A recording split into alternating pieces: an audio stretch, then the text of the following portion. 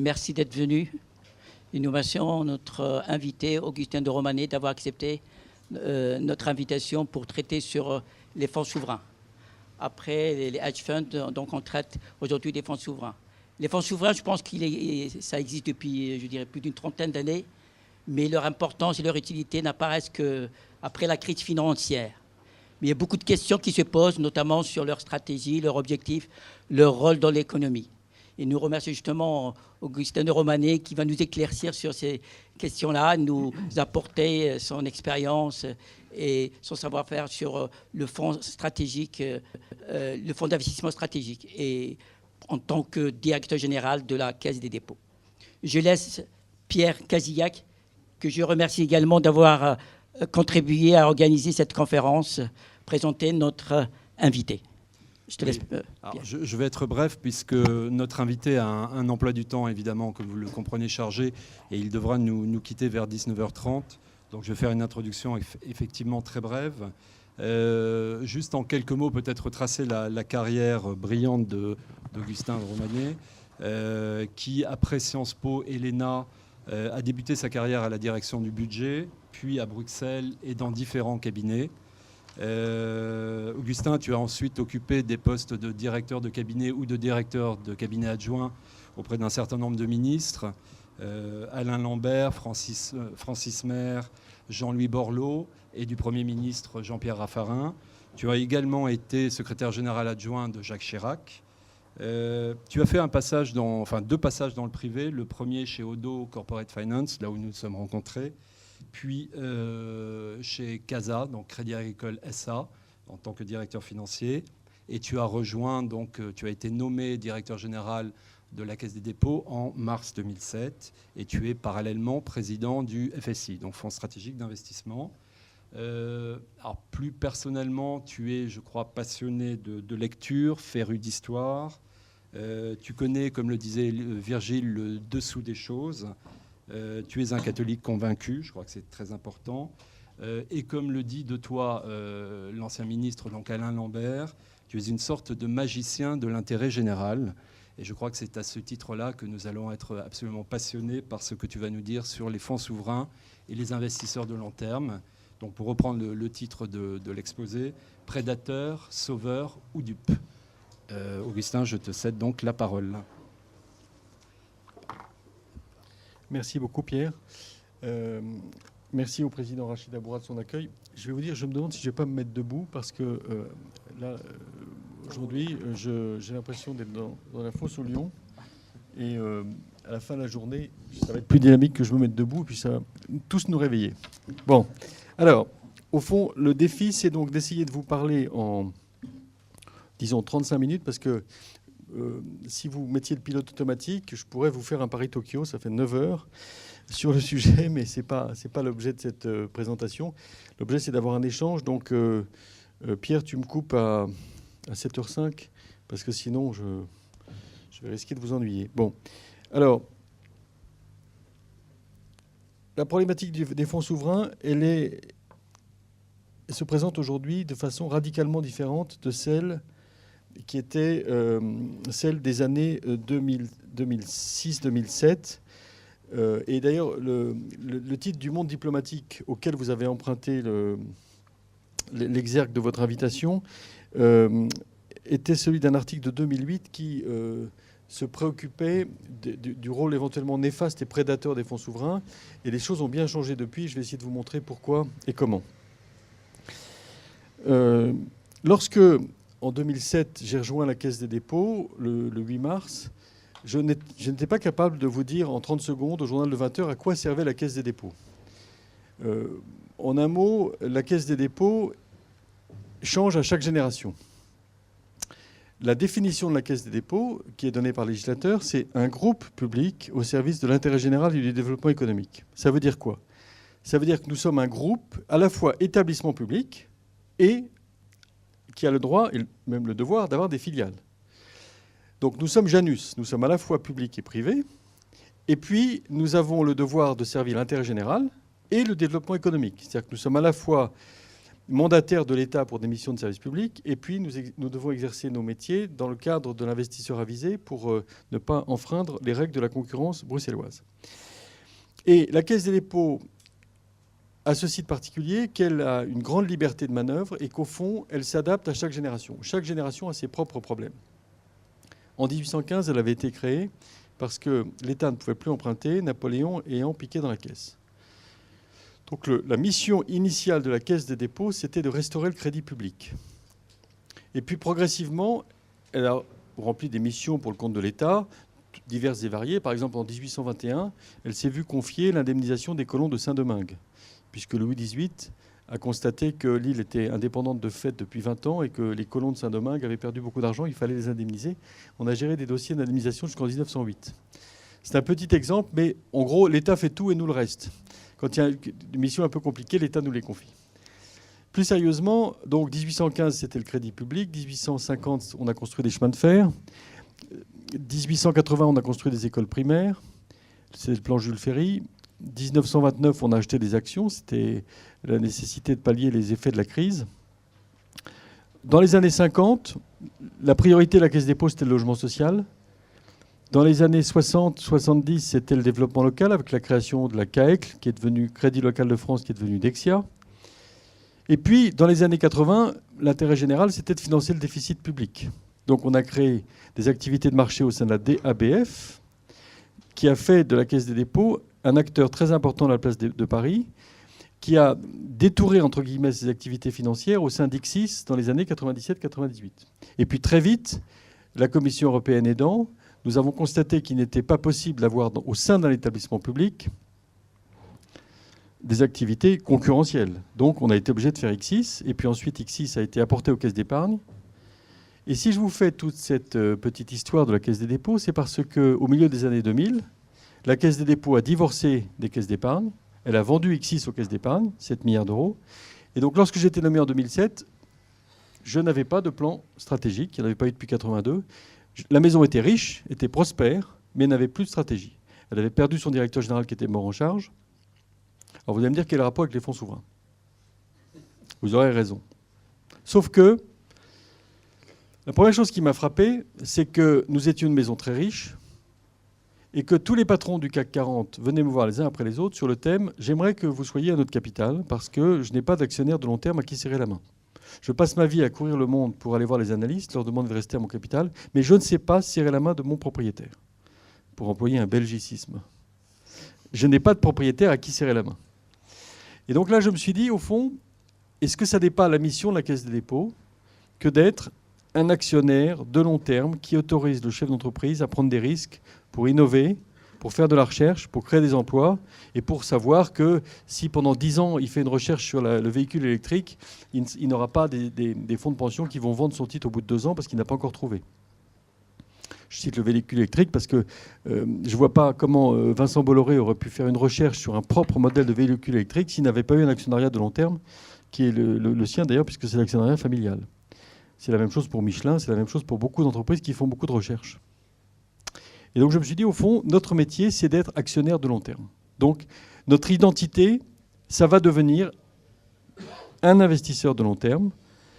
Et pour qu'on soit utile, il faut qu'on fasse levier sur l'argent qui existe dans le monde et donc l'argent des fonds souverains. Et je pense qu'à la Caisse des dépôts, on a été les premiers à considérer qu'il fallait apprivoiser les fonds souverains, qu'il ne fallait pas du tout les diaboliser. L'histoire nous aura donné raison. Et que c'était une classe d'investisseurs très importante. À l'époque, on estimait qu'ils détenaient 3 000 milliards de dollars d'actifs et qu'ils allaient en détenir 15 000 en 2015. Alors pour vous donner un ordre de grandeur, 15 000 milliards de dollars d'actifs, c'est très important puisque pour que ça soit commensurable avec des grandeurs macroéconomiques mondiales, le PIB mondial, c'est à peu près 50 000 milliards de dollars. Et la capitalisation boursière de toutes les bourses mondiales avant la crise, c'était aussi 50 000 milliards de dollars. Et les avoirs des fonds de pension, c'est environ 25 000 milliards de dollars. Mais les avoirs des hedge funds, ça n'est que 1 500 milliards de dollars. Et les avoirs des fonds de private equity, c'est 1 000 milliards de dollars. Donc avec 3 000 milliards de dollars sans passif, les fonds souverains sont une classe d'investisseurs extrêmement mobile. puisque la définition d'un fonds souverain, c'est un fonds qui est détenu par un État, qui a des ressources extraordinaires liées à des excédents budgétaires, des ressources, des réserves de change ou des ressources de matières premières, et qui n'a pas de passif. Donc un fonds souverain, par définition, n'a pas de passif, donc peut avoir des engagements très longs à l'actif. Et donc, à cette époque, en 2007, alors que les États cherchaient à se protéger des fonds souverains, nous nous sommes dit à la Caisse des dépôts, non seulement il ne faut pas se protéger, mais il faut les apprivoiser. Et donc on avait pris l'initiative de créer un club des investisseurs de long terme pour mieux les connaître et essayer de les attirer comme co-investisseurs. Parce que je pensais que le rôle que pouvait jouer la Caisse des dépôts serait un peu un rôle de gatekeeper pour pouvoir les attirer avec nous dans les entreprises, avoir des pactes d'actionnaires avec eux et être donc des actionnaires amicaux pour des chefs d'entreprise ambitieux. Cette initiative, donc, en 2007, n'allait pas de soi, mais je dois dire que le gouvernement nous a laissé faire, puisque nous avons fait notre plan stratégique en 2007 sans rien demander à personne, mais en proposant au gouvernement de nous critiquer. Le gouvernement ne nous a pas du tout critiqué. Et ce qui fait que, fin 2007, nous étions donc dotés d'un plan stratégique avec une identité investisseur de long terme et des priorités, puisque vous savez que notre résultat a été divisé en 3, un tiers pour le dividende de l'État, un tiers pour nos fonds propres, pour continuer à alimenter la machine, et un tiers pour des dépenses dites d'intérêt général. Et pour donner un sens à ces dépenses d'intérêt général, nous avons identifié 4 priorités, qui étaient le logement, le développement durable, les universités et les PME. Je ne développerai pas parce que là, ça ne serait pas Paris-Tokyo, ça serait Paris-Wellington. Alors, cette idée d'apprivoiser les fonds souverains et de créer ce club des investisseurs de long terme, en 2007, ça apparaissait comme totalement saugrenu. Et puis la crise est arrivée. Et au moment de la crise, le président de la République s'est rappelé, je parle à sa place, qu'il était fréquent lorsqu'il se promène chez ses collègues chefs d'État que ceux-ci lui disent « Mais moi, j'ai un fonds à ma disposition avec lequel je peux investir dans les entreprises stratégiques. » Et il trouvait que c'était dommage de ne pas en avoir un en France. Donc il s'est dit « Je veux créer mon fonds souverain à la française. » C'est ce qui l'a conduit le 20 octobre ou le 24 octobre de mémoire dans un discours à Ambronay à annoncer la naissance d'un fonds souverain français. Et le jeudi 20, le président de la République faisait un discours dans lequel il annonçait la naissance du Fonds stratégique d'investissement, fonds doté de 20 milliards d'euros d'actifs de départ, 10 milliards apportés par la Caisse des dépôts, 10 milliards par le Trésor, enfin l'Agence des participations de l'État, un fonds destiné à investir dans des entreprises ayant des potentiels de croissance et à stabiliser ou à stabiliser leur capital. Là aussi, je n'ai pas beaucoup de temps, donc je ne vais pas trop théoriser sur la doctrine d'action du FSI. Mais lorsque Valeo a un problème avec un actionnaire remuant qui s'appelle Pardus, ce n'est pas forcément inutile que le fonds stratégique d'investissement vienne au capital et fasse un peu la police. Quand nous avons investi dans l'Imagrin, qui est une coopérative agricole qui fait des semences avec Villemorin, quand nous avons investi dans les coopératives agricoles du nord de la France, de Champagne, nous aidons ces entreprises à faire de la recherche. Quand nous investissons dans Daher, équipementier aéronautique, nous aidons cette entreprise à faire un programme de recherche. Et nous débutons peut-être un cycle de restructuration de la filière des équipementiers aéronautiques français, dont vous savez qu'elle est trop éclatée. Il y a 4 sous-traitants d'aérostructures en France, là où il y en a probablement, il y en a probablement au moins 2 de trop. Si vous comparez la taille des équipementiers français avec la taille des équipementiers canadiens notamment, on est dans une situation qui n'est pas optimale. Donc, on a créé le Fonds stratégique d'investissement en 2008, donc annoncé le 20 novembre 2008, et le directeur général avait été choisi le 19 décembre 2008. Et actuellement, d'ailleurs, nous avons un de vos collègues mineurs comme directeur général, c'est Jean-Yves Gillet. Alors, la problématique des fonds souverains, parce que je vais essayer d'accélérer un peu mon propos, elle s'intègre dans un moment qui est un moment d'explosion de la bulle de la dette. Vous savez tous que la crise des subprimes est une crise qui est liée au fait que on a abusé de la dette, on a multiplié les occasions d'accorder des crédits en ne regardant plus quels étaient les risques qu'on prenait, puisqu'au fond, les risques étaient totalement dilués dans des véhicules d'investissement abusivement notés AAA. Et donc, le modèle économique des banques les conduisait à gagner de l'argent, non pas sur l'acte de crédit et sur le taux d'intérêt qu'elles consentaient, mais à gagner de l'argent sur le simple fait de faire une opération. Donc l'activité bancaire devenait une activité qui consistait à concéder un prêt. Donc vous aviez un bilan de 100 qui vous permettait de faire 1000 de prêts. Vous faisiez 1000 de prêts en janvier, et vous attrapiez 10 de commission à l'occasion. Et puis en février, vous titrisiez ces 1000, ce qui fait que vous pouviez en refaire 1000 autres. Et ainsi de suite. Donc vous faisiez 12 fois des prêts à hauteur de 1000, alors que normalement, vous aviez le droit d'en faire qu'une fois, si vous le gardiez dans votre bilan. Comme vous le faisiez 12 fois, vous aviez 12 fois 10 de commission, ça vous faisait 120 de commission. Je vous rappelle que vous n'avez que 100 de fonds propres. Donc vous voyez les rendements sur capitaux investis. Bon. Donc au fond, le modèle que nous avons connu a été un modèle d'endettement abusif du secteur privé et naturellement d'endettement abusif du secteur public. Cet endettement abusif du secteur privé ayant explosé, le secteur public a dû venir à la rescousse et accroître encore sa situation d'endettement. Donc, au fond, on peut dire que nous avons connu une crise de la dette. Et au moment où nous connaissons cette crise de la dette, qui plus est en provenance des États-Unis, le banc et l'arrière-ban des régulateurs mondiaux se mettent à réformer le système financier mondial en imposant à tous les établissements financiers de prendre de moins en moins de risques en fonds propres. C'est-à-dire que pour résumer, c'est une crise qui est venue des banques américaines et on a pénalisé les banques françaises, européennes, pardon.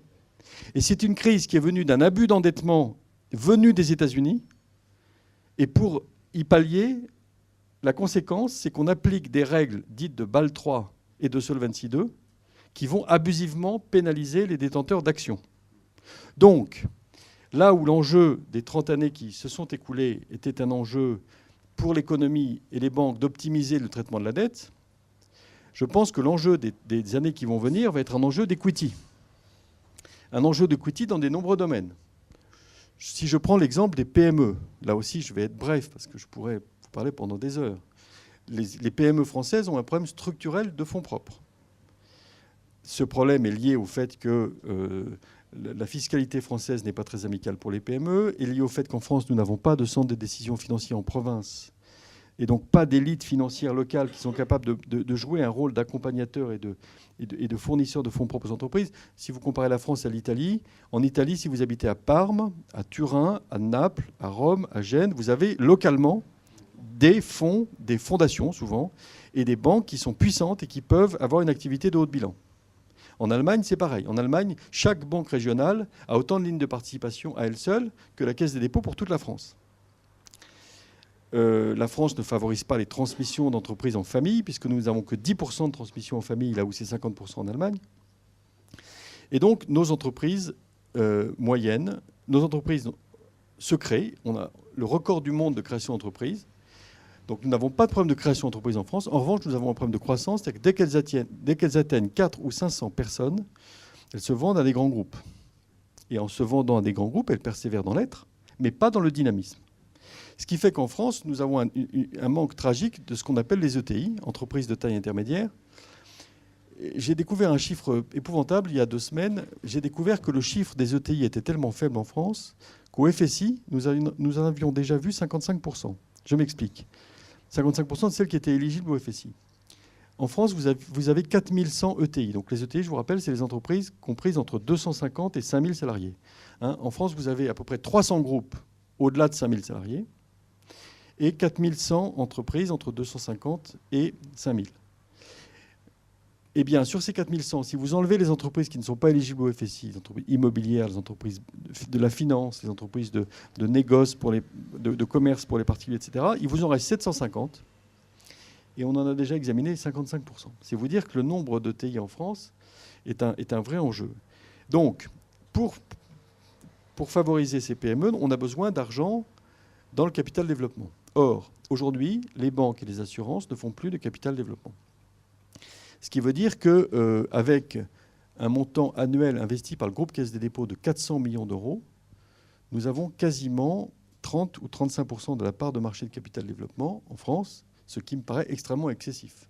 Et fréquemment, je me demande si on fait bien comme ça de nationaliser l'économie en rajoutant toujours plus de capitaux publics dans les fonds de capitaux développement.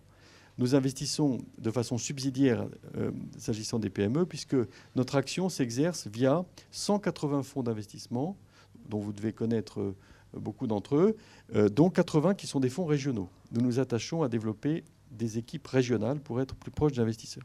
Donc le besoin de fonds propres dans les années à venir, il va venir pour les PME.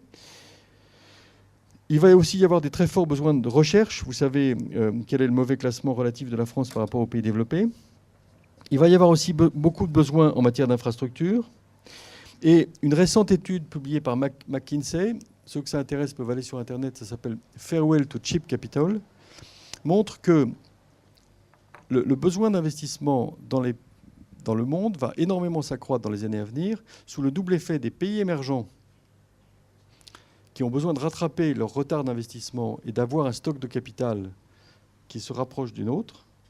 Pour vous donner simplement une illustration, le stock de capital par Chinois, c'est 5 000 $ par habitant. Et le stock de capital par Européen, c'est 50 000 $ par habitant. Ce qui explique qu'aujourd'hui, ils aient des taux d'investissement délirants, puisqu'ils atteignent les 45 ou 47% du PIB, et on pense qu'ils vont atteindre les 50% en taux d'investissement. Donc, vous avez des besoins qui vont croître dans les pays émergents et des besoins qui vont croître dans les pays développés parce que nous avons beaucoup investi au lendemain de la Deuxième Guerre mondiale. Et puis ensuite, nous avons abandonné l'effort vers le milieu des années 60. Et ce qui fait qu'aujourd'hui, McKinsey considère qu'on va avoir un besoin de rattrapage et que... alors évidemment, ces chiffres n'ont pas beaucoup de sens tellement ils sont projetés loin, mais d'après ce rapport, la demande d'investissement mondial devrait être de 24 000 milliards de dollars en 2030 contre 11 000 milliards aujourd'hui. Donc, si vous ajoutez le fait que la demande d'investissement va exploser et que les mains longues pour investir sont de plus en plus réduites, pour vous donner simplement une illustration, sans vouloir rentrer dans la technique, les banquiers aujourd'hui vous disent qu'ils ne savent pas, là aussi c'est un belgicisme, qu'ils ne peuvent pas prêter au-delà de 12-13 ans. Pourquoi ? Parce qu'à ce moment-là, les fonds propres requis sont trop importants et trop coûteux. Et donc, quand vous dites aux banquiers, mais comment allez-vous financer les infrastructures ? Ils vous répondent, il n'y a qu'à faire comme aux États-Unis, des project bonds.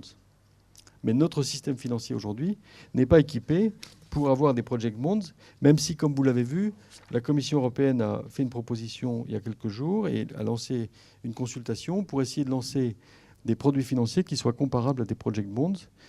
En réalité, c'est plutôt un système qui viserait à faire rehausser les crédits des émetteurs privés par la Banque européenne d'investissement. Tous ces besoins de financement de long terme, ils ne peuvent pas être couverts par les investisseurs traditionnels, spécialement en France. Puisque, comme vous le savez, en France, nous avons des fonds de pension qui sont résiduels.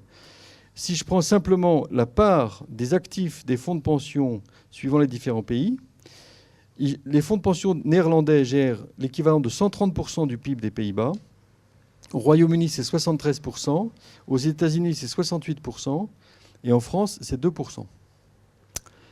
Alors, si vous considérez que les règles de Solvency II ont été faites de façon telle qu'elles autorisent les fonds de pension qui ont les caractéristiques juridiques des fonds de pension à investir en actions, mais qu'en revanche, les fonds d'assurance vie qui font fonction de fonds de pension, ne peuvent pas en revanche investir en actions, vous voyez bien qu'on court le 100 mètres avec des boulets aux pieds. Donc, nous avons un véritable enjeu, et c'est là que je voulais en venir, un véritable enjeu de mobilisation des ressources des fonds souverains pour qu'ils viennent investir dans nos économies. Ressources qui, pour le moment, enfin, la dernière étude du cabinet anglais Perkin qui vient de sortir montre qu'ils recommencent un petit peu à investir en actions, mais les chiffres qu'on pouvait avoir à la fin de l'année dernière étaient que sur 27 000 milliards de dollars d'actifs, les investisseurs de long terme en avaient que 6 milliards en actions. Alors, donc vous voyez que la compétition pour les financements longs est extrêmement rude. Alors, au moment des années 2006-2007, on voyait les fonds souverains arriver avec frayeur en se disant « ça va être des prédateurs ». Et puis, comme on leur a fait un peu peur, on leur a interdit de racheter les ports de la côte ouest des États-Unis et on leur a dit « vous allez faire des codes de bonne conduite ». Ce qu'ils ont fait, puisqu'ils ont pris 6 mois pour se réunir et faire une espèce de charte déontologique, éthique, qui s'appelle les principes de Santiago, qui est assez bien faite et dont certains fonds européens pourraient s'inspirer. Ils ont essayé de montrer patte blanche et ils n'ont pas eu besoin de beaucoup insister pour qu'au moment de la crise financière, on les supplie à genoux de venir investir. Et vous savez qu'ils ont fait des investissements très lourds. De mémoire, c'était dans Blackstone, pour le fonds chinois, ainsi que dans Morgan Stanley. Et puis, ils ont investi dans certaines banques britanniques. Donc, au moment de la crise, la finance s'est prosternée devant les fonds souverains. Les fonds souverains ont fait des investissements très importants qui leur ont valu ensuite des gros soucis, puisque, par exemple, le fonds souverain chinois, le CIC, se fait encore aujourd'hui vilipender tous les jours dans la presse chinoise pour les mauvaises affaires qu'il a fait en investissant dans des entreprises financières américaines. Donc, les fonds souverains étaient craints en 2006-2007. On commençait à les apprivoiser avant la crise, puisque, au fond, ils ont présenté les principes de Santiago le 17 octobre 2008, c'est-à-dire au moment de l'Assemblée générale du FMI, qui précédait la chute d'AIG. Donc, c'était, disons, à l'apogée de la crise. À l'apogée de la crise, ils étaient devenus fréquentables. Et puis, on les a attirés pour qu'ils viennent à la rescousse du monde financier occidental. Et aujourd'hui, qu'est-ce qu'on peut dire sur les fonds souverains ? Ce qu'on peut dire, c'est qu'en fait, ils sont extrêmement business-oriented et que majoritairement, les objectifs des fonds souverains ne sont pas des objectifs politiques, ce sont des objectifs de rendement. Les managers des fonds souverains sont des étudiants issus des mêmes écoles que vous et moi, principalement des écoles anglo-saxonnes, et eux, ce qu'ils veulent, c'est gagner de l'argent. Alors ça veut dire quoi ? Ça veut dire concrètement qu'ils vont dans les endroits où les croissances sont fortes, c'est-à-dire qu'ils vont principalement dans les pays émergents. Et ce qu'on observe dans la pratique des fonds souverains, c'est qu'ils génèrent des flux sud-sud. Les fonds souverains, quels qu'ils soient, sont principalement attirés par l'Asie du Sud-Est, sont attirés par l'Amérique latine, les terres agricoles, sont attirés par l'Afrique, mais au fond, l'Europe. Alors l'Europe, ça les intéresse pourquoi ? Pour des actifs trophées, donc des beaux immeubles dans les grandes villes européennes. Et ma crainte, c'est que, compte tenu du succès de la France dans la constitution de grands groupes qui sont des fleurons de notre CAC 40, groupes qui sont des biens non reproductibles, parce qu'il faut 150 ans pour faire l'air liquide, il faut 150 ans pour faire Saint-Gobain, il faut 3 jours pour les faire être victimes d'une OPA d'un fonds souverain. Et donc, la crainte qu'on peut avoir aujourd'hui, c'est que les fonds souverains ne nous considèrent que comme une zone économique peu intéressante pour investir massivement dans le tissu économique souterrain, et en revanche, viennent prendre chez nous les actifs trophées. C'est la raison pour laquelle il faut, me semble-t-il, être extrêmement attentif aux relations avec eux et nouer des rapports de travail, nouer des rapports de confiance pour que, d'une manière ou d'une autre, il existe un gentleman agreement entre eux et nous, pour que s'ils viennent investir chez nous, c'est pour avoir des rendements, c'est pour avoir peut-être accès à certaines technologies, mais c'est sûrement pas pour délocaliser les centres de décision. Parce que il me paraît acquis, et l'expérience du FSI m'a confirmé dans cette intuition, qu'il existe un lien entre la localisation du centre de décision et la localisation des emplois y attachés. Si demain matin, le centre de décision de LVMH venait à être fixé à Hong Kong, je ne vois pas de motif pourquoi on continuerait à confier des fabrications de gants à Saint-Junien. Objectivement, pourquoi se compliquer la vie et ne pas aller faire ça en Chine ? Donc, je pense que les fonds souverains, dont les intentions profondes, encore une fois, sont majoritairement business, même si quelques fonds souverains, et notamment les Chinois, peuvent avoir des intentions politiques. Mais ça, je ne vais pas développer, mais je pense qu'il y a certains pays peu nombreux pour lesquels il faut être plus attentif que d'autres à l'intervention des fonds souverains. Mais la majorité d'entre eux, je pense en particulier aux fonds arabes, qui n'ont tout simplement pas les moyens d'avoir une présence forte dans les entreprises dans lesquelles ils investissent, ou aux fonds du sud-est asiatique, les fonds malaisiens, les fonds singapouriens. Nous avons, avec ces fonds, à nouer des relations de confiance, encore une fois, pour qu'ils viennent investir chez nous, mais que nous maîtrisions leur comportement. Alors, j'ajoute, et je conclurai par là, que nos besoins d'investissement ne sont pas seulement des besoins d'investissement dans les entreprises, mais ce sont aussi des besoins d'investissement dans les infrastructures. Or, ces fonds sont à la recherche d'actifs sûrs, avec des rendements réguliers et récurrents. Et donc, le moment venu, on devra se demander si, pour financer les besoins d'infrastructures de l'économie française, il ne faudra pas faire appel à eux pour investir dans des biens non délocalisables. Je vais vous citer un exemple, même si ça pourra faire dresser les cheveux sur la tête de certains. Mais de la même façon que je n'étais pas hostile par principe du tout au fait qu'on donne les autoroutes en concession, on ne les privatise pas, puisqu'en 2030, elles redeviendront la propriété de la collectivité nationale. Elles serviront peut-être à payer les retraites, d'ailleurs. Je pense qu'un jour ou l'autre, si on a vraiment des besoins de cash pour développer l'économie française, on pourrait peut-être, par exemple, vendre pour 20 ou 30 ans certaines lignes de TGV. Est-ce qu'une ligne de TGV est délocalisable? La réponse est non. Est-ce que c'est intéressant de demander à un fonds souverain du Sud-Est asiatique de nous donner 10 milliards d'euros, en contrepartie de quoi on lui donne la concession pour un nombre d'années calculé avec des bons taux d'actualisation? Personnellement, je ne pense pas que ça soit hérétique. Et je pense que la chose à laquelle il faut être attentif, c'est bien utiliser nos fonds propres qui sont rares. Alors, est-ce que c'est inutile d'immobiliser nos fonds propres dans des actifs non délocalisables, du type canaux, lignes de TGV, autoroutes, réseaux de distribution de gaz ou d'électricité? Bon, modestement, mais je dirais que poser la question, c'est y répondre. Mais alors, évidemment, faire investir des fonds souverains ou des investisseurs de long terme, fonds de pension, endowments des universités, etc., dans des actifs d'infrastructure en France, dans les conditions dont je vous ai parlé, ça nécessite un travail de fléchage, de coordination, de sécurisation juridique dans tous les sens, travail auquel notamment s'attache la Caisse des dépôts dans son souci d'essayer d'être une entreprise publique qui permette à la France de s'adapter à la mondialisation. C'est-à-dire que toutes nos priorités, renforcement des fonds propres des PME, développement durable, université, parce que je crois qu'un des facteurs de développement du pays, c'est la capacité d'accueillir des étudiants étrangers nombreux qui puissent goûter à la qualité de la vie française, éventuellement se fixer en France, donc créer des entreprises et donc créer des courants d'affaires. Alors vous allez me dire, mais et les grandes écoles? Mais j'ai rien contre les grandes écoles, mais malheureusement, on ne peut pas compter sur les grandes écoles en termes de nombre d'étudiants à former.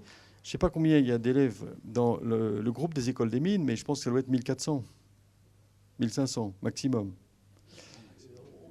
Voilà, aux environs. Or, c'est par dizaines de milliers que les étudiants viennent. Et pour prendre le seul exemple de Polytechnique, le nombre de bacheliers mathématiques en 1900 devait s'élever à peu près à 2500. Et il y avait déjà 400 places à Polytechnique. Et aujourd'hui, il y a plus que 2500 bacheliers mathématiques et il y a toujours 400 places. Alors quand je dis ça au patron de Polytechnique, il me dit oui, mais on accueille des étrangers, des gendarmes, des je sais pas quoi. Mais bon, enfin, au total, c'est quand même pas tellement plus que 500 ou 600. Bon. Donc, voilà. Donc, nous essayons à la Caisse des dépôts, que ce soit par notre activité du Fonds stratégique d'investissement en aidant les entreprises qui ont des projets d'avenir, que ce soit par nos dépenses d'intérêt général en mettant l'accent sur les fonds propres des PME, l'université, le développement durable, et puis on fait un peu de logement aussi parce que c'est notre ADN. Et puis en gérant le grand emprunt, puisque depuis 6 mois, nous avons la charge de gérer 7,5 milliards du programme d'investissement d'avenir. Donc on essaye d'aller dans des secteurs qui nous paraissent de nature à booster la croissance française. Voilà. Bon, pardonnez-moi, c'était un peu ramassé, mais voilà ce que je pouvais vous dire brièvement sur les fonds souverains. Merci.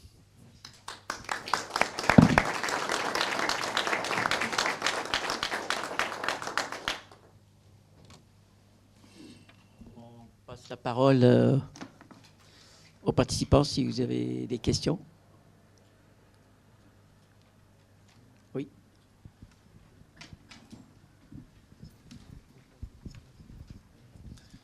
Oui, bonjour, Rémi Demange.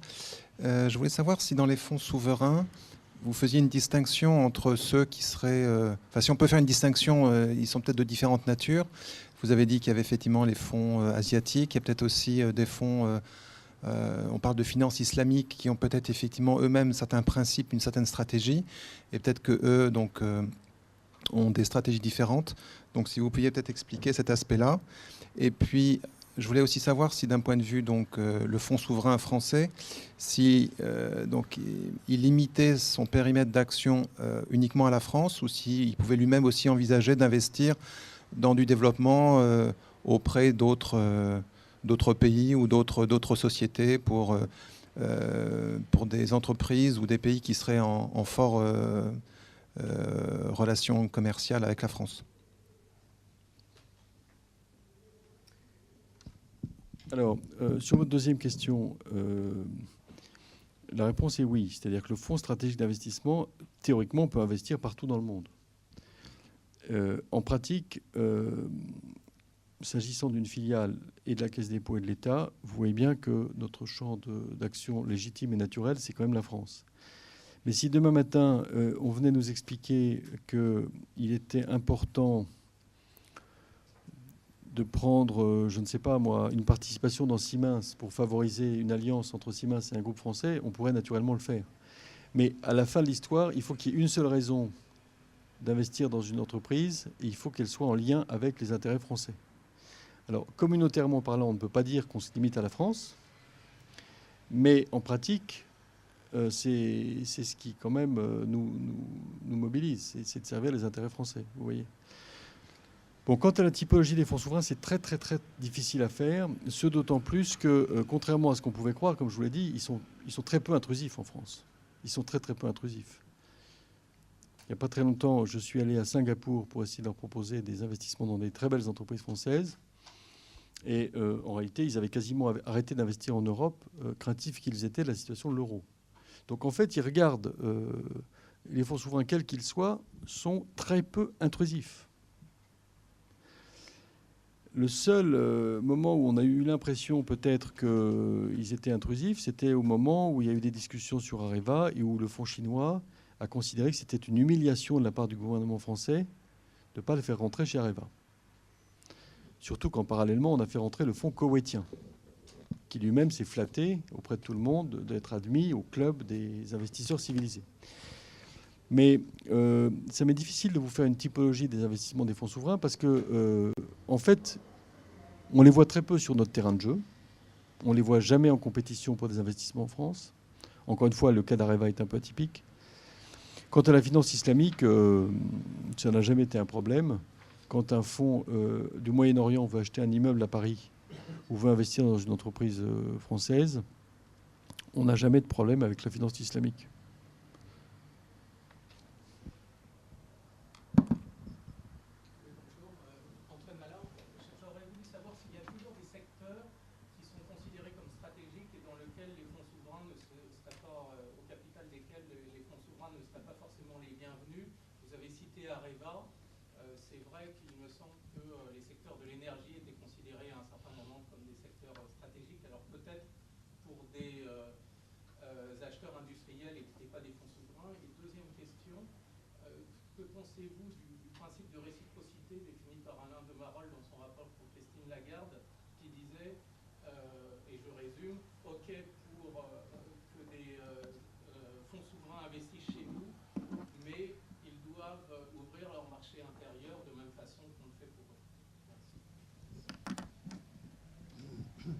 Alors, il existe un décret du Premier ministre pris sur proposition de Thierry Breton. De mémoire, c'est un décret de 2002 qui fixe une liste de 13 domaines stratégiques. Donc, à ma connaissance, en dehors de ce décret, il n'y a rien de défini. Et puis, vous savez, en matière d'intérêt général ou d'intérêt stratégique, nécessité fait loi. Et lorsque, par exemple, il y a une entreprise à sauver dans un secteur stratégique et qu'un fonds souverain étranger propose d'apporter de l'argent, j'ai observé que les pouvoirs publics étaient très accueillants. Donc c'est un jugement d'espèce, mais encore une fois, pour le moment, le phénomène est suffisamment cantonné pour qu'il n'y ait pas de problème systémique. Pour Areva, on a quand même accueilli un fonds souverain, puisque je vous rappelle qu'on a accueilli les Koweïtiens.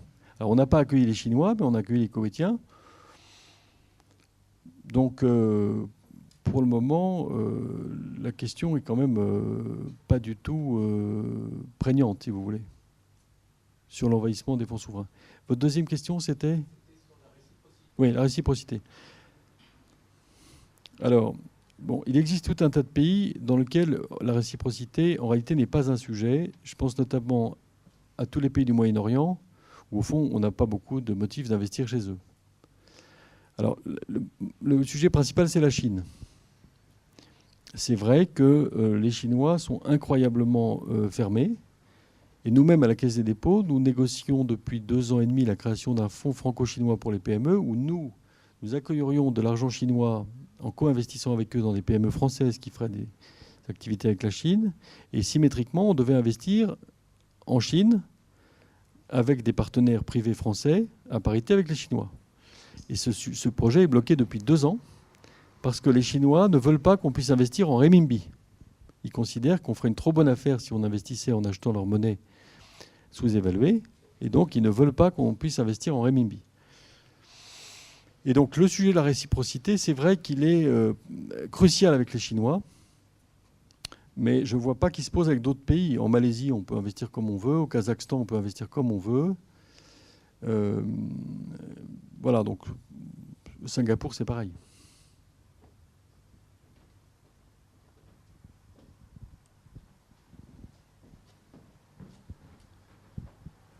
Costa Elias, vous avez indiqué que le montant du FSI est de 20 milliards d'euros d'actifs et que le montant cumulé des actifs des fonds souverains était de 3 000 milliards, si j'ai bien compris, en 2007 et devait augmenter à 15 000 milliards en 2015. Est-ce que ce montant est suffisant de votre point de vue pour la France et quelle serait la proportion appropriée? Et s'il fallait augmenter, quels seraient les moyens qu'on pourrait envisager pour augmenter la taille et la puissance de ce fonds souverain à la française? Alors, c'est vraiment un problème de volonté politique. Parce que, imaginez-vous quand même, pour tous ceux qui connaissent bien l'administration française, le bouleversement organisationnel qui consiste pour le Trésor, l'administration des finances, à apporter 10 milliards d'euros à la Caisse des dépôts. Je ne sais pas si vous vous rendez compte, compte tenu de l'amitié confraternelle qui existe depuis 197 ans entre nos deux maisons, le fait que l'Agence des participations de l'État apporte 10 milliards d'euros à la Caisse des dépôts pour une entreprise qui s'appelle le FSI, c'est totalement inouï. Et personne n'aurait parlé un liard sur le fait que le président de la République réussisse à imposer ça. Pourquoi je vous dis ça? Parce que si vraiment aujourd'hui on avait un besoin absolu de trouver des fonds pour investir dans des entreprises qui menaceraient de partir, on pourrait par exemple changer la loi et dire que le fonds de réserve des retraites n'est plus placé via des appels d'offres auprès de gestionnaires pour compte de tiers, ce qui est le cas aujourd'hui, puisque vous savez que le fonds de réserve des retraites a en caisse 37 milliards d'euros. Alors ces actifs sont gérés par un établissement public de l'État qui les répartit dans une trentaine ou une quarantaine d'asset managers de par le monde. Mais qu'est-ce qui interdirait de dire que ces actifs sont gérés par le Fonds stratégique d'investissement? Rien. Sauf qu'à l'époque, en 2002, quand Lionel Jospin a créé ce fonds, il y avait une certaine défiance vis-à-vis de la Caisse des dépôts. On ne voulait pas le confier à la Caisse des dépôts et on a créé un peu un système très contraint qui a ses vertus, mais qui a... Bon. Donc, si vous voulez, si vraiment on était en situation de crise absolue, on aurait des solutions. Une autre façon de vous dire ça, c'est qu'avec 20 milliards, le FSI me paraît absolument adapté pour les ETI ou pour un certain nombre d'entreprises du SBF 120 de taille moyenne. Il n'est pas adapté à la situation de Sanofi, de L'Oréal et de Total, c'est vrai. Mais sinon, il est quand même en mesure... Enfin, la force de frappe du FSI n'est pas négligeable. Hein. Il ne faut pas oublier que ce n'est pas des francs, c'est des euros. Donc avec 20 milliards d'euros, vous avez quand même les possibilités de faire des choses. Surtout si vous considérez que les actifs qui ont été apportés par l'État sont monétisables. Bonsoir, Christophe Choix.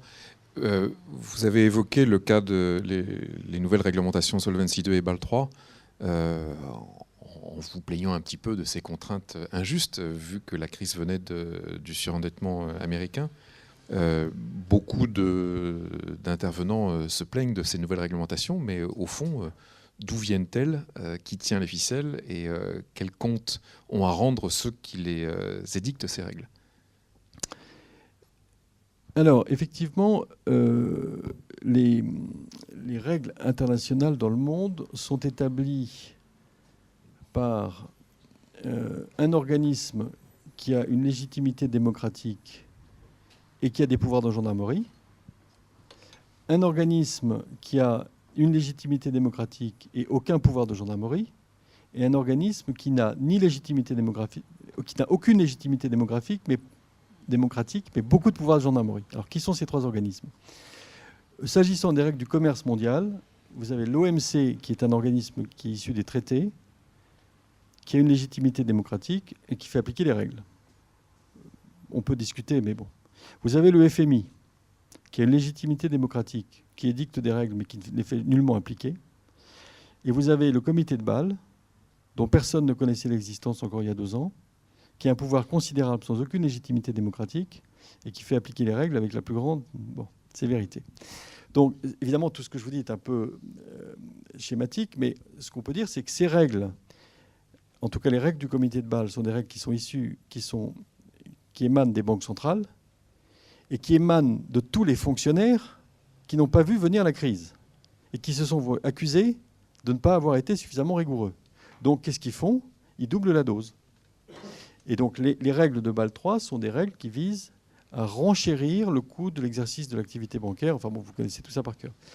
Donc, c'est vrai que la légitimité démocratique des gens qui édictent les règles du comité de Bâle n'est pas grande, de même que la légitimité démocratique des gens qui édictent les règles comptables.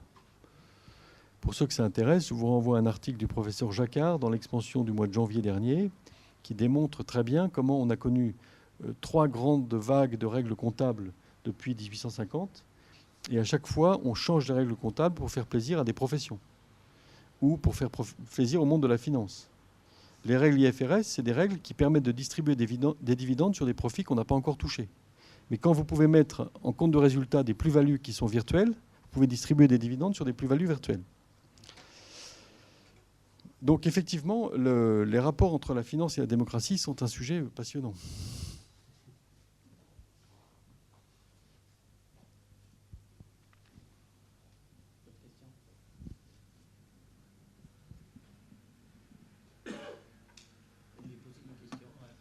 Concernant justement les fonds souverains, vous avez dit que c'est du business. Ils doivent venir justement dans un secteur pour avoir du rendement et, si possible, ne pas leur donner des secteurs délocalisables, donc non délocalisables. Est-ce que justement ils accepteraient d'ailleurs prendre justement la gestion d'un TGV où, je ne sais pas, les SNCF ne gagnent pas beaucoup d'argent? Justement, si on leur limite le champ, est-ce qu'ils accepteraient? Et deuxième question, est-ce quand il y a un fonds souverain qui arrive par exemple en France, est-ce qu'on demande votre avis? Bon, d'abord, je ne me suis peut-être pas bien exprimé sur les TGV. Quand je dis qu'on pourrait leur vendre des TGV, c'est leur vendre des infrastructures, pas l'exploitation. L'exploitation, je pense que ce n'est pas leur cœur de métier. Mais on peut leur vendre des infrastructures qui ensuite, c'est des infrastructures dont l'avantage est que les tarifs sont réglementés par l'État. Donc en réalité, on leur vend un flux de cash flow futur. Hein, et c'est tout. On titrise des cash flows futurs sur des biens non délocalisables. Bon. Est-ce qu'on nous demande notre avis quand des fonds souverains arrivent? De fait, de droit certainement pas, mais de fait, il n'y a pas de dossier important qui implique un fonds souverain dans lesquels le fonds stratégique d'investissement ne soit pas appelé à regarder. Donc, de fait, dès qu'un fonds souverain regarde un dossier français, le fonds stratégique d'investissement regarde le dossier. Et comme au conseil d'administration du fonds stratégique d'investissement figurent 2 représentants de l'État, on a forcément une délibération.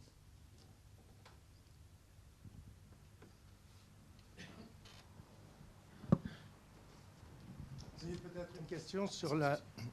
Merci. Oui, Olivier Clerc. Une question sur la dimension européenne éventuelle, actuelle ou à venir des fonds souverains et les liaisons avec d'autres fonds souverains d'autres pays européens.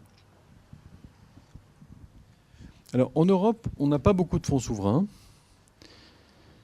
La Caisse des dépôts a créé... on a créé, enfin fin 2007, on avait lancé l'idée d'un club des investisseurs de long terme.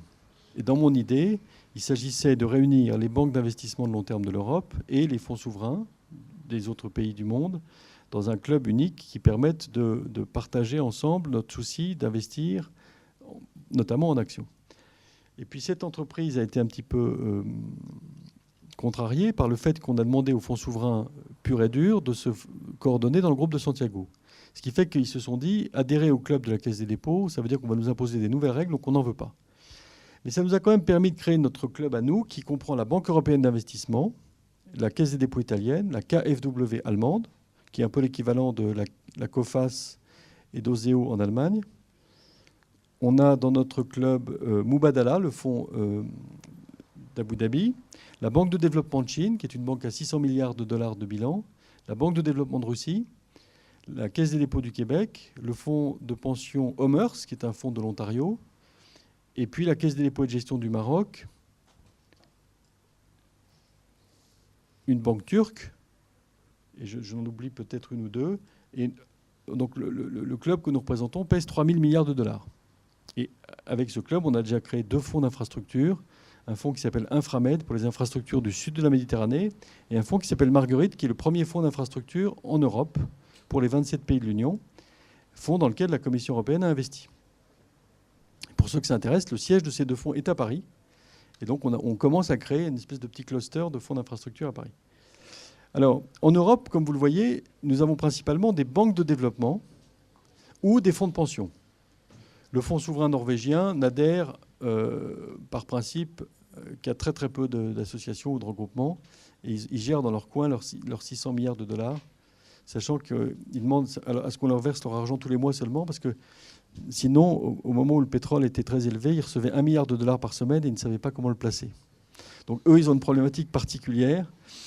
Si un jour vous cherchez un pays dans lequel il fera bon vivre, il faut absolument aller en Norvège, parce que le fonds souverain norvégien représente déjà plus que le PIB norvégien, et ça va croître et embellir. Donc il n'y a pas de problématique commune au fonds souverain en Europe, puisqu'au fond, en Europe, il n'y a pas de fonds souverain. Il n'y a que des investisseurs de long terme qui essayent d'apprivoiser les fonds souverains.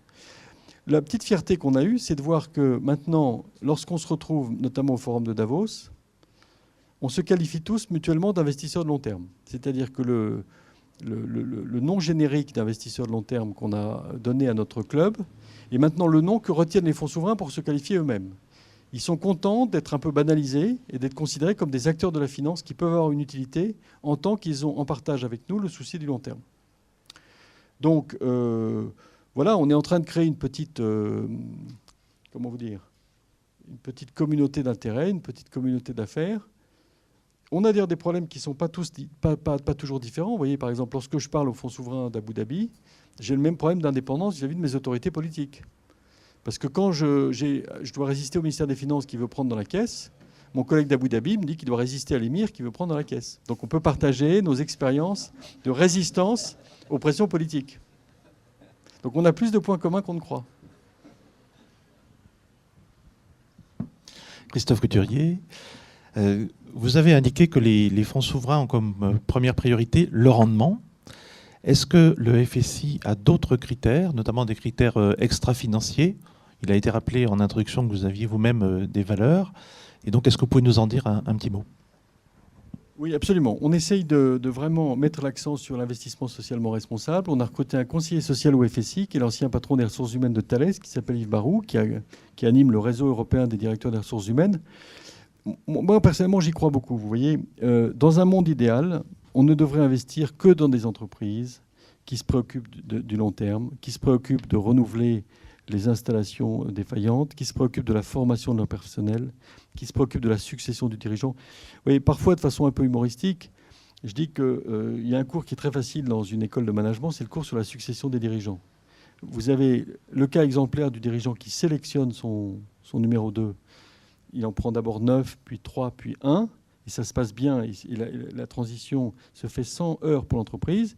Et puis l'autre cas, du dirigeant de droit divin, qui a 74 ans, a fait le vide autour de lui. Dans l'investissement socialement responsable, vous avez une quantité de petites lumières qui s'allument, qui sont en réalité, qui rejoignent l'intérêt financier. Donc je n'ai pas le sentiment qu'on fait de la morale quand on fait de l'ISR, même si en fait on en fait, Mais il ne faut pas en faire pour faire de la morale, il faut en faire simplement parce qu'à la fin de l'histoire, votre investissement est plus rentable. Donc, par exemple, la formation tout au long de la vie, c'est très important. Parce que vous voyez bien que dans une entreprise, entre l'entreprise A qui fait de la formation professionnelle efficace et l'entreprise B qui n'en fait pas, la performance est différente. Même sans vouloir être démagogique, parce qu'évidemment, bon, le 8 mars, c'était la journée de la femme, on peut facilement faire de la démagogie là-dessus, mais je pense qu'on arrive à prouver, sans solliciter la réalité, qu'une entreprise dans laquelle vous avez une parité homme-femme minimale, notamment dans les comités de direction, est plus performante. Alors je ne dis pas qu'il faut 50-50, mais je pense qu'entre une entreprise qui a 30% de femmes dans son comité de direction et une entreprise qui a 2% de femmes, il y a une différence de performance qui est liée à tout un tas de choses sur lesquelles on ne va pas débattre aujourd'hui. Donc tous ces sujets-là, qui sont des sujets extra-financiers, on a l'occasion de les traiter en ayant une approche ISR. Et dans le groupe Caisse des dépôts en général, qu'il s'agisse du Fonds de réserve des retraites, de la Caisse des dépôts, du Fonds stratégique d'investissement, on travaille beaucoup là-dessus. Et demain, vous voyez, par exemple, on va présenter les résultats et on va essayer d'expliquer un peu ce qu'on fait dans ce domaine.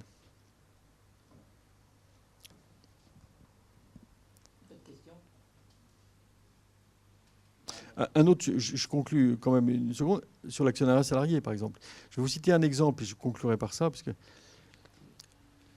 en 2007, il y a un patron qui est venu me voir en me disant « Il faut absolument que le FSI vienne à notre capital ». Je lui ai dit « Très bien.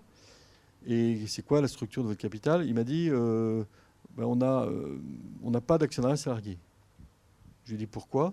Il me dit « Ah, mais attention, il ne faut pas quand même les faire courir trop de risques à ces pauvres salariés, vous comprenez, ils ont déjà leur salaire, il ne faut pas qu'ils mettent leur patrimoine à risque, enfin quand même, il ne faut pas être... » Bon, très bien. Et puis ensuite, il me présente sa boîte. Et il me dit « Vous savez, moi j'ai une boîte formidable, un TRI de 15% par an, qui pleuve ou qui vente. Depuis 100 ans, on n'a jamais perdu d'argent, sauf une fois en 1939 ou 40, je ne sais plus. Donc l'investissement, il est sûr, il est robuste, il n'y a aucun risque, vraiment, venez chez nous. » Je dis très bien, mais alors vous êtes un farceur, parce qu'au début du déjeuner, vous m'avez expliqué qu'il ne fallait pas faire courir de risque aux salariés. Ah oui, bon, excusez-moi de vous demander pardon, etc. Bon. Donc je lui ai dit, écoutez, Coco, moi je veux bien rentrer chez vous, mais vous faites des augmentations de capital pour vos salariés. Et donc je crois qu'il est passé de 0,5, c'est une grosse boîte, donc il monte doucement, mais il est passé de 0,5 à 2 depuis que... Ouais. Et vous voyez bien que dans une entreprise, le fait d'avoir... je pense que le seuil, c'est entre 5 et 8. Mais quand vous avez 5 à 8% de salariés dans votre capital, ça change tout. Regardez la Société Générale. Je pense qu'elle a été stabilisée par la quille plombée de son actionnaire salarié. La solidarité au moment de l'affaire Kerviel, etc. Regardez Saint-Gobain, c'est pareil. Bon. Et donc, on voit bien que ça peut être une force pour une entreprise. Et si on développe une approche ISR englobante, on peut favoriser ce type de comportement. Voilà, bah écoutez, s'il n'y a pas d'autres questions, j'étais content de vous rencontrer. Et puis, je vous souhaite bon vent.